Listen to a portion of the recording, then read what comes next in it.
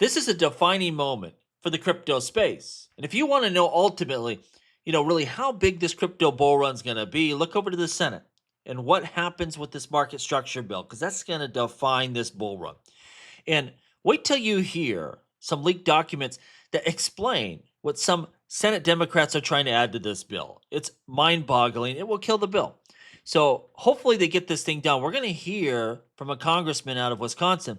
He's going to tell us why it has to happen this year. It ain't going to happen next year in an election year. It has to happen now. They got to strike while the iron is hot. He's going to tell us how big it really could be. But this is the moment. We have to see this happen. Let's take a look at this article from Politico. Tensions over crypto bill boil over in the Senate. We have earlier in the year, of course, we got the stablecoin bill done, and that's been huge for this industry. Make no mistake, but that's a small sliver of the crypto space, right? The market structure bill is significantly more complicated and in some ways controversial. Now, this bill is going to divvy up oversight over digital assets between the SEC and the CFTC, the two governing bodies that regulate financial markets in this country, clearly defining their roles over this space. That's important as we go forward. But look at this, what leaked out. I mean, this is mind-boggling. Proposals outlined by Senate Democrats would effectively ban decentralized finance, wallet development, and other applications in the United States, effectively killing the industry. Like, that's why pass the bill if you're just going to kill the industry?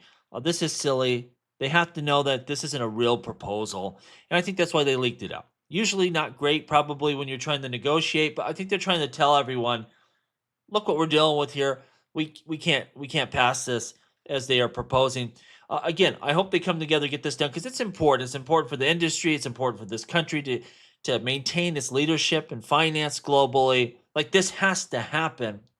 Let's listen to the congressman here from Wisconsin, and he's going to again say why this has to happen now. This is so important. Yeah, one of the most frustrating things about Washington, D.C. is how it gets harder and harder to get legislation all the way across the line as you approach an election. And so this year, where we're still a full year out from the election, is the best time to move.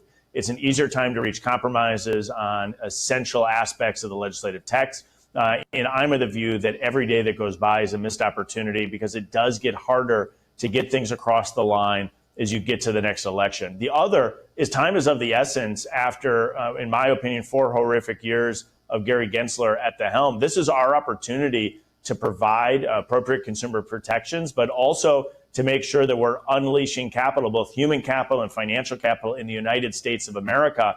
And so not only is it harder to get the legislation passed as we look out to next year, there's also a missed opportunity where I think we will see a real unleashing of investment here in the United States of America the moment this law is signed into law.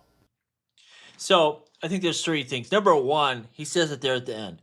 If this gets done, what it's going to mean for this crypto bull run, this unleashing of capital, institutional capital, real builders, people adopting this technology. You have no idea what this is going to do to the value of blockchain. But it has to happen now. Why? Because people aren't going to make those investments if it's not codified, if it's not law, because they may spend billions of dollars building out the systems of the future. And after the next election, you get another Gary Gensler, and it's all illegal, and you have to rip it all apart. And lastly, we can't just kick this off to next year, which is troublesome because we have, this government shutdown right now where things aren't happening. You have this problem where they're not going to come to an agreement as things are written up right now. And so there's a lot to do very quickly. But if this gets done, watch out, because it's going to be the biggest thing you've ever seen here. And again, you see this article here from CoinDesk. Senate Democrats leaked crypto position that would strangle DeFi industry, insiders say. And again, it's not just DeFi, it's self-custody wallets, like pretty much everything that's foundational to cryptocurrencies. It's a no-go. Jake Chervinsky, one of the biggest attorneys in this blockchain space, says Senate Democrats are trying to kill the market structure bill. And again, that's what they're doing. They're just putting out, you can't even negotiate with that. Like, it kills the whole thing here. A group just sent a counter proposal that's deeply unserious. And that's the deal. This isn't really some sort of thing they want to add in there. They're just killing the bill, maybe to, spark up some negotiations. We'll see here.